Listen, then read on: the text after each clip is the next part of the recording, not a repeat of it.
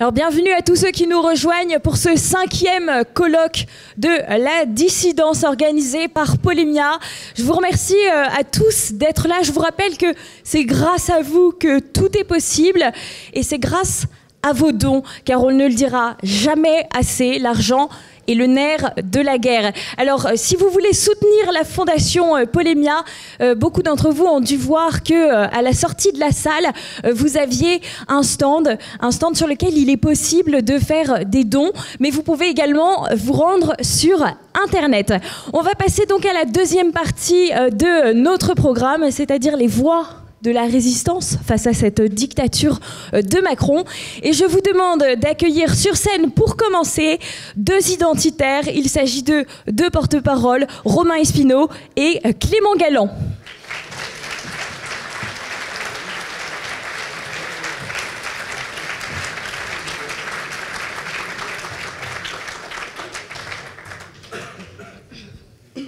Alors bienvenue à vous deux, bienvenue dans ce colloque de la dissidence dans lequel vous avez toute votre place.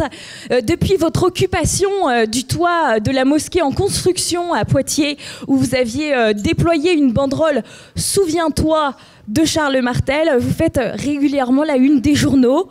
Vous êtes un des grains de sable, on va dire ça, qui grippe parfois les rouages du système. Vous faites d'ailleurs, le système, pardon, vous le faites d'ailleurs chèrement payer. Et puis, vous faites partie des lanceurs d'alerte, des empêcheurs d'immigrer en paix, des éveilleurs d'une population assommée par la bien-pensance. Agite-propre, Action Coup de Poing sont votre marque de fabrique.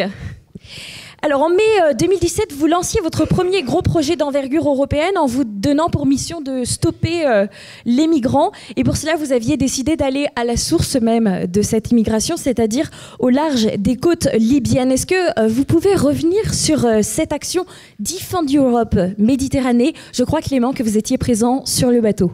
Tout à fait, tout à fait. Alors ce qu'il faut savoir, c'est que la mission Defend Europe en Méditerranée, elle a un premier épisode qui s'est déroulé en mai 2017.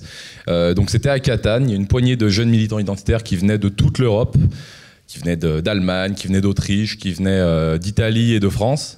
Et voilà, une quinzaine d'individus qui étaient là et qui voulaient bloquer symboliquement l'arrivée d'un bateau que vous connaissez tous, d'entrer au port de Catane. Ce bateau, c'est le bateau de l'ONG pro-migrants SOS Méditerranée, voilà, l'ancien bateau.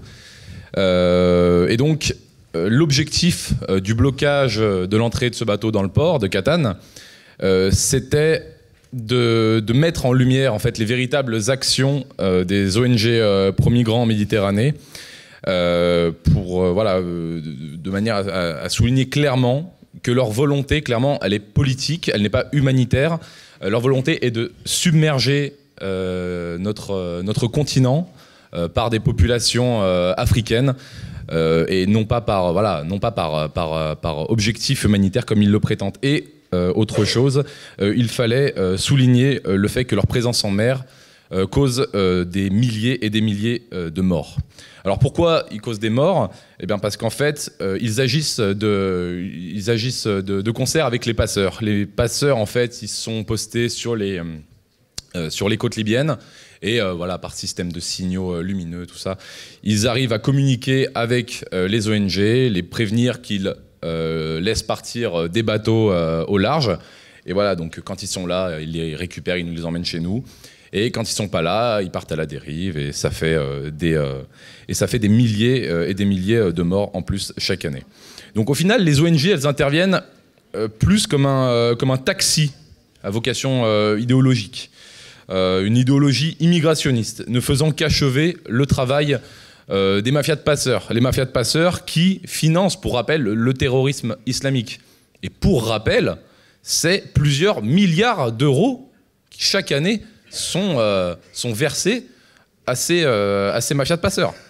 Et donc à Catane, on a tourné cette fameuse vidéo, ce fameux clip donc, qui a fait le tour, on va dire, du monde. On a cumulé plusieurs milliers de vues. Ça a été repris dans énormément de médias, énormément de journaux et passé sur tous nos réseaux sociaux qu'à l'époque on avait encore, hein, on reviendra là-dessus plus tard. Et donc on a lancé une cagnotte. Et le succès de cette cagnotte a dépassé toutes nos espérances.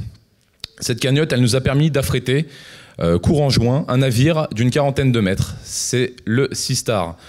Donc le Sea Star, c'est quoi? C'est une vieille Lady, hein. C'est une Lady capricieuse, mais plutôt bien équipée. Et surtout sur laquelle partaient des militants identitaires venant de toute l'Europe, venant de France, venant d'Allemagne, d'Italie, d'Autriche.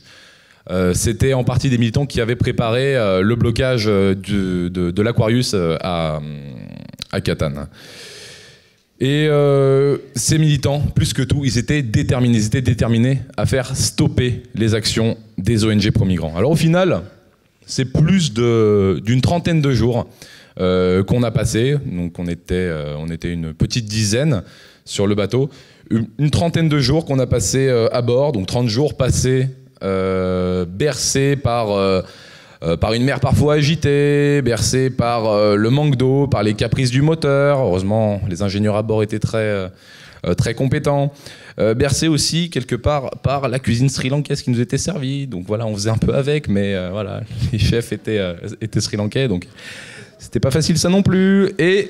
Mais aussi, il y avait surtout les surveillances des navires des ONG. 24 heures sur 24, on avait organisé des rondes pour tous se relayer, pour que tout le monde puisse participer à ça, pour ne laisser aucun répit, hein, visuellement et sur les ondes radio, aux ONG qu'on suivait.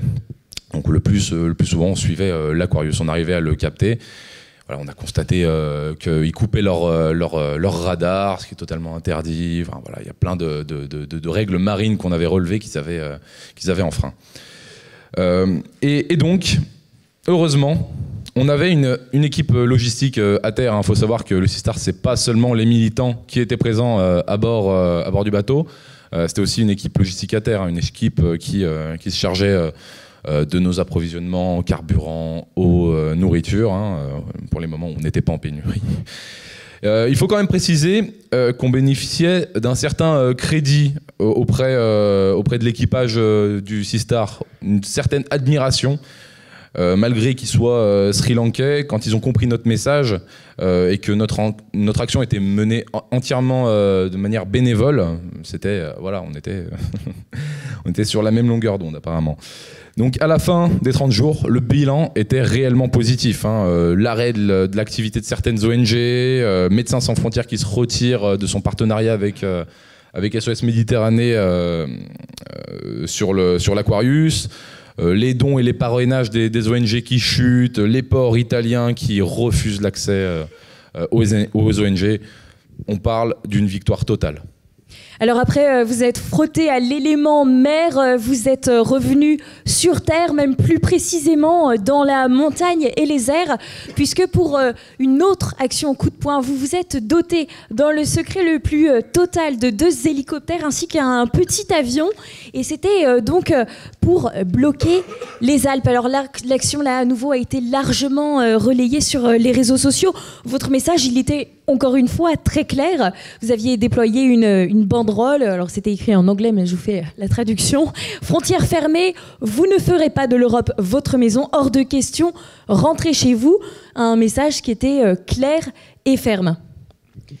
Oui, tout à fait. Bon, c'est une opération qui date un petit peu, qui date quand même d'avril 2018, mais qui a toute son importance, en tout cas pour le mouvement qu'on représente, Génération Identitaire, puisque nous avions mené, donc pour rappel, une opération dans les Alpes après avoir mené cette opération en Méditerranée, parce que effectivement, il y a des clandestins qui passaient en Méditerranée, qui partaient des côtes africaines pour arriver en Europe, mais il y avait aussi sur notre propre continent des gens qui étaient déjà présents et qui voulaient venir en France. Alors venir en France avec la complicité d'un certain nombre de passeurs, principalement comme en Méditerranée d'ailleurs, comme le disait Clément, pour des raisons idéologiques et non pas des raisons humanitaires.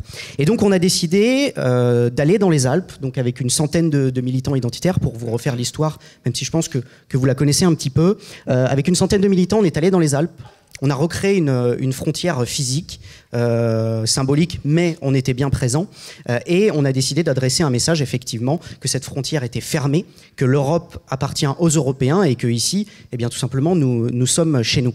Mais ce qu'il faut savoir, c'est que cette opération a été menée dans un but assez précis, qui n'est pas d'aller jouer le rôle de garde-frontière, parce que déjà, en toute honnêteté, on n'a pas les moyens de faire ça toute l'année. Mais par contre, on pouvait aller sur place et montrer à nos responsables politiques eh bien, que il était possible de défendre les frontières, qu'il était possible de défendre son peuple. Parce que vous le savez, et vous avez dû l'entendre tout autour de vous, on entend toujours « oui, mais c'est pas possible, maintenant l'immigration c'est trop tard, on peut plus rien faire ». Et nous, on voulait leur montrer que justement, techniquement, il y a zéro problème, il n'y a aucun problème. La seule chose qu'il faut, c'est de la volonté politique. Et si un groupe de jeunes bénévoles, avec les moyens qu'ils ont, sont capables de mener une opération d'envergure, je suppose qu'un État, surtout celui d'un grand pays européen comme la France, est capable de mener cette action. Et donc on a réussi à leur montrer que c'était une question de volonté politique. Alors justement, moi j'avais une question. Mis à part votre présence sur cette frontière que vous avez à nouveau délimitée, quel a été votre rapport avec les forces de l'ordre, si toutefois vous en avez croisé?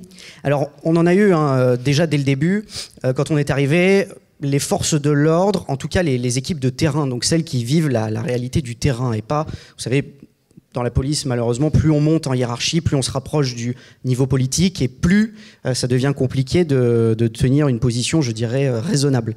Mais en tout cas, les hommes de terrain, eux, nous ont fait part de leur détresse puisqu'ils étaient en sous-effectif, sous-équipés, pour garder un poste de police comme au niveau du col de l'échelle, c'est 4 personnes et un véhicule. Avec des centaines de clandestins qui passent, c'est ingérable. Et donc, on a eu plutôt un bon accueil. Et puis, par la suite, à la suite de notre action, petite victoire quand même, mais non négligeable, puisque le gouvernement a décidé eh bien, de renforcer les effectifs de police aux frontières, donc qui étaient là pour défendre la frontière. Et donc, on a eu quelque part un petit remerciement des forces de terrain qui nous ont dit grâce à votre présence, effectivement, maintenant, on a des collègues et on a un véhicule en plus. Et oui, dans l'hémicycle de l'Assemblée nationale, je le rappelle, parce que c'est quand même assez cocasse, toute la gauche s'était plainte que ce ne soit pas les forces de l'ordre qui soient présentes. On s'en plaignait aussi. Pour défendre justement nos frontières qui sont en vérité de véritables passoires. Alors justement, alors que toute cette opération s'est déroulée dans le calme le plus total, eh bien vous avez été jugé à la suite de cette action dans un procès, mais qui est inouï, puisque vous avez été condamné pour confusion avec l'exercice d'une fonction publique. Les peines sont hallucinantes. Et alors, la justification de cette peine, c'est parce que vous portiez des blousons bleus et que on aurait pu vous confondre avec les forces armées qui sont censées être sur le territoire. Alors les bras m'en tombent, quoi. Je me réjouis si demain la police arbore des doudounes Defend Europe et qui veulent défendre la France et l'Europe. Mais en tout cas, c'était pas la volonté. Nous, on était vraiment là pour faire passer un message et justement pour dire que c'était un scandale, que sur un point de passage qui était connu, parce que si nous, on l'a su, c'est forcément que le gouvernement, c'est forcément que les forces de police étaient au courant de cette situation et donc on voulait alerter sur cette situation. Et effectivement, on a eu des conséquences judiciaires qui sont assez lourdes et assez impressionnantes par rapport à l'action et en tout cas aux conséquences de l'action. Au début, on était accusé effectivement d'avoir mené quelque part une opération de s'être substitué aux forces de l'ordre. Et puis très vite, cette accusation est tombée parce qu'on manquait de preuves, hormis la couleur des doudounes. Heureusement pour nous, c'est encore un peu léger vraiment pour prouver qu'on se substitue. Par contre, l'accusation exacte, c'est... Alors je prends mon papier parce qu'elle est assez longue, mais c'est ayant exercé une activité dans des conditions de nature à créer dans l'esprit du public une confusion avec l'exercice d'une fonction publique. Donc voilà, c'est vraiment... Vous avez fait la version raccourcie. Voilà.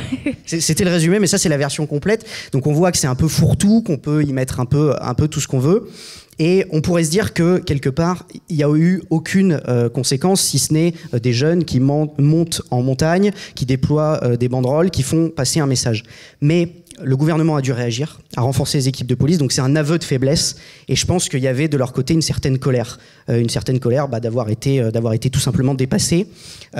Aujourd'hui, on le sait, le pouvoir judiciaire est assez instrumentalisée.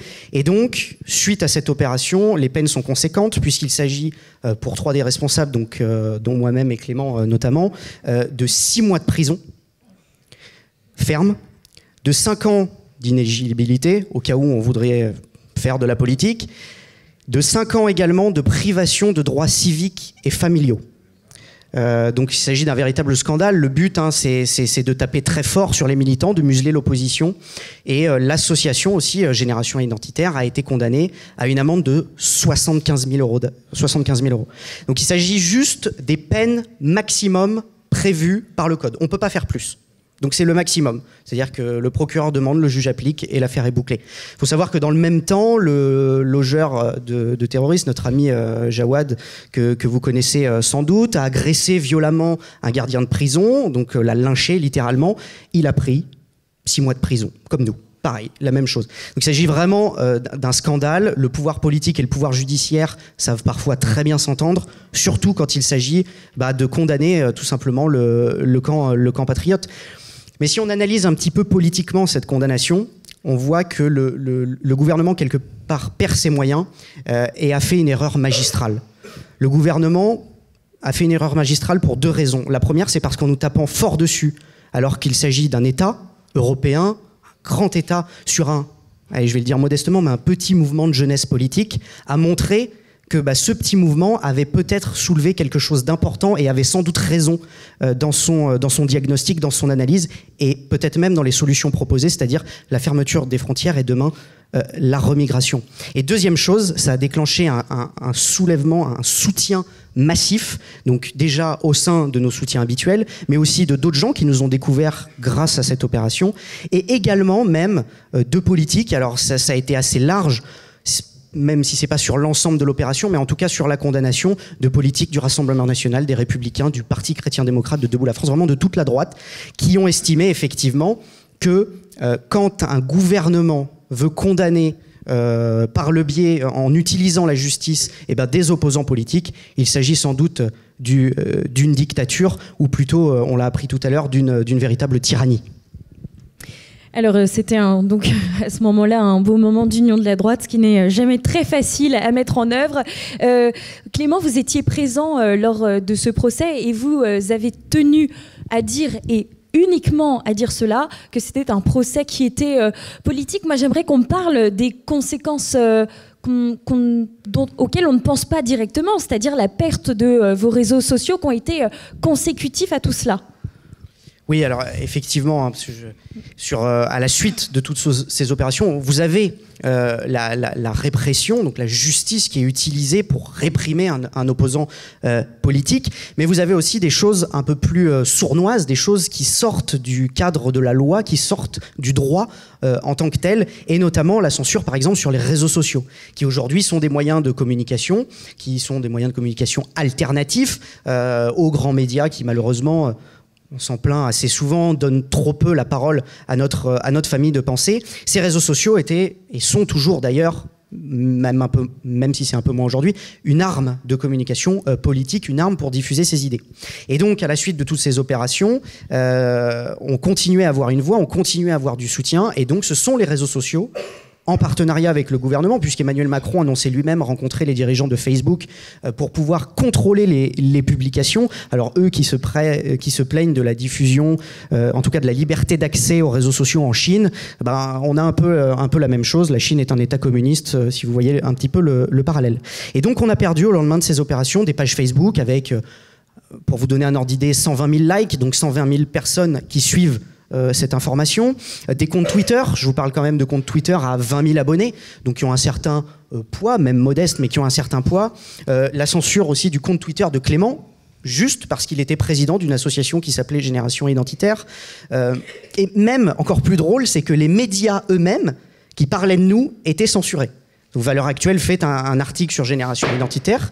Comme il y a Génération Identitaire dans le titre, le post est tout simplement supprimé et le média est censuré. Alors, Facebook est revenu dessus en disant qu'il s'agit d'une erreur, etc. Mais en fait, ce qui s'est passé, c'est que maintenant, vous avez des algorithmes dans les réseaux sociaux qui identifient directement les propos qui sont tenus. Et à partir du moment où vous avez des propos patriotes, identitaires notamment, eh bien, vous êtes censurés. Faites le test, tous ceux qui ont une page Facebook, vous publiez Génération Identitaire, vous faites envoyer, vous attendez quelques heures, et puis vous verrez si ça tient bien longtemps.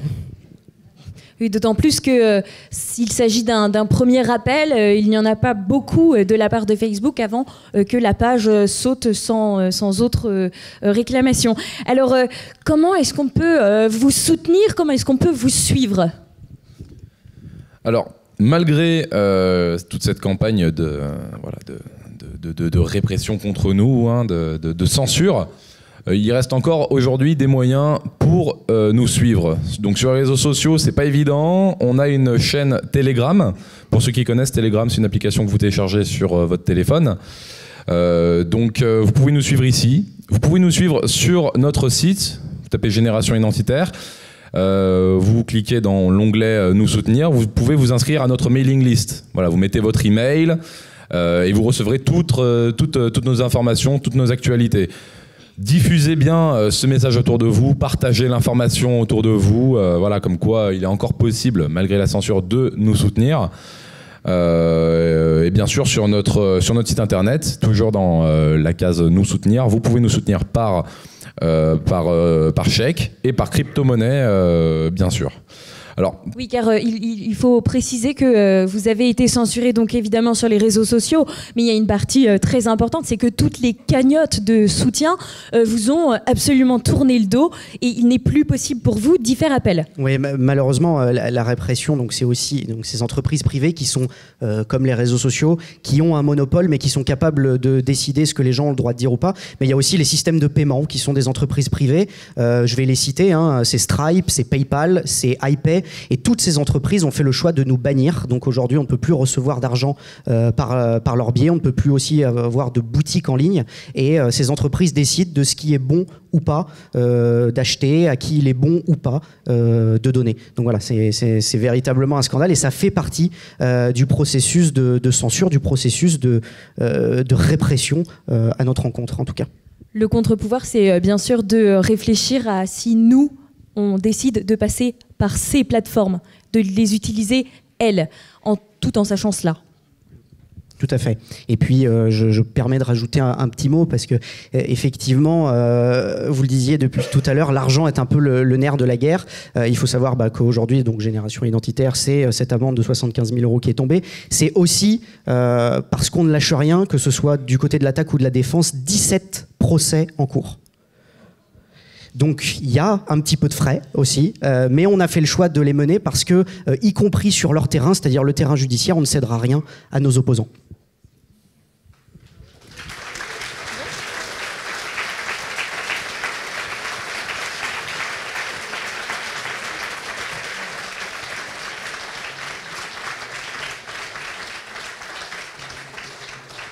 Clément Galland, Romain Espino, merci beaucoup pour votre intervention. Merci d'avoir été présent lors de ce colloque. Je crois que tout le monde sait ce qu'il lui reste à faire. Merci à vous.